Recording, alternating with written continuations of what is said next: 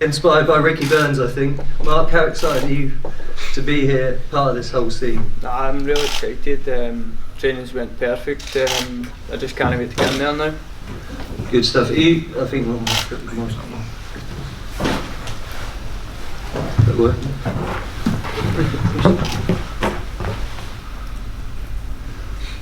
There we have it. Are you the type of guy that sort of thrives on the nerve factor of performing on a big stage? I wouldn't really say the nerves. I'd just say the fire inside me is like I love fighting. Like it's what I do. It's what I was born to do. I think so. I'm ready to get in there and do the business. Have a fast start. A fantastic amateur career, which I know Scotland's very proud of. Now looking across at this table, you see some champions. I guess it's time to feel even more inspired to sort of replicate your success in the professional game. Definitely, it just shows you that anything's possible in this game if you work hard and dedicate yourself to the sport. Good stuff, Mark. Well, we look forward to watching you take your first step. One man who already made his professional debut and was very impressive is Paddy Donovan, who's over from Limerick. Top Rank only really signed the best prospects around, and they've probably got a massive new talent in Paddy Donovan. Ruthless stoppage first time out, and now he follows up on another big stage. So we'll go first to his coach and manager, Andy Lee, of course a former world champion himself. Andy, how impressed were you by Paddy's start as a professional, and how much more has he still got to show, considering it ended quite early? Well, it wasn't the whole... I think it's at the bottom there. Technical. Yeah, there wasn't a whole lot to see in the ring, but Paddy did what he was supposed to do. But I was impressed by how he handled the occasion, which is more so making your debut. It's more, you know, it's a bigger thing. You're handling the dressing room is different. It's a whole new routine you have to go through, getting your hands wrapped and the inspectors coming in and all of that. But and also the ring walk, he handled all that perfectly. And when you've only seen, like, that's only just scratching the surface with Paddy. He's a world-class talent, and I'm looking forward. We should be able to see a few more rounds, because he's fighting Danny Mendoza, who's never been stopped. Fought the same night as Paddy, went 8 rounds with Gary Cully, gave him a good hard fight, and so we're expecting a good hard fight. But yeah, Paddy's a world-class talent, and we're going to get a chance to see him here in Scotland. We're happy to be here in Scotland. It's great to be here. Thank you to MTK and to Top Rank for having us on the show, and yeah, looking forward to the fight. Great stuff. Paddy, not many people face a guy with a winning record. I believe he's knocked out 5 of his 11 opponents. You're up to 6 rounds straight away. Is this a sign that you're going to be moved quite quickly, and your talent's going to carry you up the ranks quite quickly? Yeah, man is tough. He isn't as skillful as me. He's tough, he's strong, but the technical ability I'm a lot better, so that will play dividends for me when we fight. And yeah, we're moving well, moving fast, we're going the right direction. And it's one fight at a time. Andy's the manager and coach, and whatever decision he makes, I just go by it. And we mentioned the great Scottish boxing scene. I know you're a proud Celt yourself. How excited are you to be coming over here and performing for the big fan base? Yeah, I'm very excited to be here in Scotland. I boxed there when I was 12 years old, so it's good to be back here. And I'm sure the fans on the night will be buzzing. Thank you very much, Paddy. Looking forward to you take the second step up the ladder. Another fight that's maybe gone under the radar is the return of Tommy Philbin. He fights a very good fighter called Nicholas Holcapfil. Nicholas, if you're watching, I hope I pronounced that right. Tommy's 12-0 and has been through a lot in his personal life, which many of you will know. Tommy, this is a big test on your return. How much of a factor is the fact that everyone will be behind you, and there'll be a hell of a lot of noise when you're in there? Yeah, it's going to be great. Again, I just had a long time at the ring. I just got back in May, the 6th round, but it just seemed like it went too quick. I can hardly remember it, so I'm just looking forward to getting back in the ring, putting on a good show, and yeah, training's went great with Gordon Brennan. Everything's good. Good stuff. I'm sure everyone's delighted to see you back. With your talent and the fact you're 12-0 and maybe a bit of a forgotten man due to a lack of activity, once you get that activity going, I guess title shots can't be far away. Maybe 2020 next year if you get some rhythm in your career. Yeah, I just need to be active. Once I'm active, the title shots will hopefully start coming. The wins will keep coming. Good man. And what's it meant to you to be surrounded by a lot of positivity in terms of your family, your friends, and those in the gym with you? Everybody's been great. I've been going through, as everybody knows, a lot of bad stuff, and yeah, it's been great. Everybody's positive and everybody's been helping me, so a lot of thanks to my missus and my coach, and yeah, it's good. Fantastic stuff. I'm sure I speak for everyone when we're wishing you well on Saturday night. On to another fight that's gone, maybe because it's such a big headliner, I think people may have neglected the fact there's some very good fights on the card besides the top of the bill. Kirin Smith defends his WBC International Silver Super Welterweight title against another unbeaten fighter, Vincenzo Bevilacqua. Anyone who knows me will tell you I'm a real geek, and on the way up I found out a very fun fact. Statistically, if you add together the records of the 4 unbeaten fighters at the top of this bill, it's 51-0, so Floyd Mayweather eat that. But back to this particular fight, Kirin is facing a serious guy coming over from Italy, Roman. Bypass the joke about Hadrian's Wall. And Kirin, what is actually facing you across, because this is the first undefeated guy you'll have faced, so how good is he from what you've seen in the research? 4th or 3rd undefeated guy he faced. Let me cross that out. Too busy looking at jokes these days. No, it's a massive test. You have to talk into it.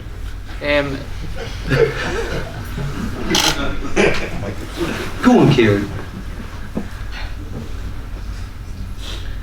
Oh. It's a massive test, to be honest. He's 16-0. He's coming over here, obviously upset the apple cart, and I just can't see him doing it though, to be honest. You keep passing these tests, and I mean, I didn't know you'd faced unbeaten fighters before. You've certainly faced ranked fighters and had some stern examinations before, but you keep passing them and defending this belt. The big shots can't be that far around the corner for 2020. No, I think the big shots are coming around the corner in 2020, but my full focus is on this on Saturday night. I need to get past this for the big shots to come in 2020. I believe Charlo's facing Tony Harrison for the belt. If you put on a big showcase here, I mean, those are the kind of names you're going to start being mentioned with. Are you and Vincenzo trying to steal the show on Saturday night from these guys either side of me? I don't know about me and Vincenzo or however you say his name, but I'm hoping to steal the show myself, yes. Good man. Looking forward to that, Kirin, and all the best defending your title. Now to the big one. From a personal point of view, it's great to be sat. I mean, it's an honour to be sat next to 2 young champions who are putting their unbeaten records on the line so early in their careers. It's no wonder Scotland is very proud of what's happening on Saturday night. They're a credit to the sport, and also it's not just Scotland, there's global interest in this fight. Last night, any of you on Top Rank's mailing list would have received a press release about this, so America is watching this fight as well. As well as Scottish boxing being in some halcyon days, I think the bantamweight division is hotter than ever. We've saw Inoue and obviously our own Nordi Nubali. Who knows how soon the winner of Saturday night is going to be mentioned in those sort of circles. So we're going to start with Cash's trainer, I believe, Craig Dixon. Craig, tell us a bit about how you see Cash as a man, as a fighter, and why he's the man who's going to prevail on Saturday night. I think the simple thing is hard work.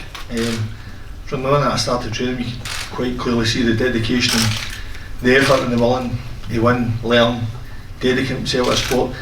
I've been in boxing a long time. I've never come across anybody as dedicated and disciplined as Cash FAROOQ, and I firmly believe that will pay dividends on Saturday night. What is his nature as a person as well? Because these two seem like quite good friends, or at least former teammates. So how has he gone about setting all that aside? Cash is just quite relaxed, does what he does outside the ring, but I can assure you once that bell goes, he's an absolutely different animal. You know, everybody's commenting how he's the next nice guy in boxing, absolutely. But when that bell goes, he's going to stand in the middle of the ring immediately, face to face, and come out the winner. Thanks very much, Craig. On to Craig's opposite number now, Grant Smith, champion trainer. Grant, in terms of the preparation, given that Lee knows this is probably by some distance his biggest test yet, have you seen a bit of extra fire in the belly? Lee's always had fire in his belly. He come to our gym, he's worked hard. As Craig says, Cash works very hard. Believe me, Lee works very hard too. All top fighters work hard. That's why they reach the top. This is not just a good fight for Scotland, it's a good fight for boxing. So they're going to put on a good show. So much about boxing, I think people are starting to realise that although it's one man in the ring, the team ethic is very important. And with Lee, he's now surrounded by the Edwards brothers. Sonny's here today, proves the sort of unity, I guess. How has he benefited from joining that environment? Our stable, we've got some very good fighters in our stable, and they train day in, day out with each other. Obviously, you've got Charlie Edwards, Sonny Edwards, we've got Cal Yousaf. They're all the same weight, roughly. So that's world-class sparring straight away. Then obviously, I've got top fighters, international fighters, German, middleweights. Then I've got my son Dalton Smith, obviously, as well. So it's a really good stable, and they're all top lads in stable, and they just strive off each other. They're always having banter in gym, they're pushing each other. You see them on treadmill, you see them in training, they're pushing each other, and they push really hard. If they saw what went off in our gym, training wise, they'd know what training hard is. Good stuff. And just lastly, a quick word, what gives your man the edge on Saturday night? He's going to be bigger, stronger, a lot heavier, and a bigger puncher. Thank you very much, Grant. We're going to hear from the fighters now. Maybe it's time for a round of applause introducing the British champion, KASH FAROOQ. Cash, I know you're a very respectful guy, and you and Lee, I believe, went on some amateur trips together, and maybe even would class yourself as mates. I've always been fascinated by that mechanism that you sort of have to settle that to one side. So, I mean, did you discuss it early when you were youngsters that let's not get too close because one day we might have to beat the hell out of each other? Is that how it works? No, not really, to be honest. I was also a couple of weights heavier than Lee, and you know, we never knew we were going to meet each other, and you know, our paths have crossed now, you know. Good stuff.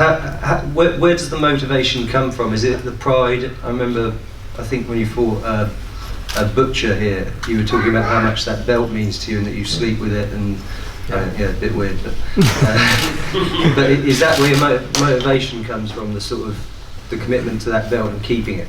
Well, I think I've won the British outright already, so for me it's just about winning this fight. It's all about bragging rights, who's the best in Scotland, not just in Britain, you know, so this is what it means to me, this one fight. Both got absolutely huge support. As I mentioned earlier, this fight has been sold out for months. It's one of the fastest selling events certainly we've ever had. It is your home city though, so do you expect to enjoy the majority of the support, and do you believe that will affect Lee McGregor on the night at all? I'm not too sure, you know. I think obviously once you're on the ring's a whole different ball game, and to be honest, I'm going to block everything out, and I'm just focused on, you know, getting the win. I mentioned Ubali and Inoue, the division's red hot, Scottish boxing's red hot. This could set up a huge 2020 for you, and I know you're not looking past Lee McGregor, but does that cross your mind when you watch stuff like Inoue versus Donaire? Do you think that could be me next year? No, not really, to be honest. My fight's on this fight only, and I don't care what's after this, you know, but my fight's on. Mine's on this fight. All I want to do is just win this fight. That's all that matters to me. Doesn't matter how you do it, I want to win this fight. You know? Thank you very much to Cash. Also, if we can extend a warm welcome to the Commonwealth champion, Lee McGregor.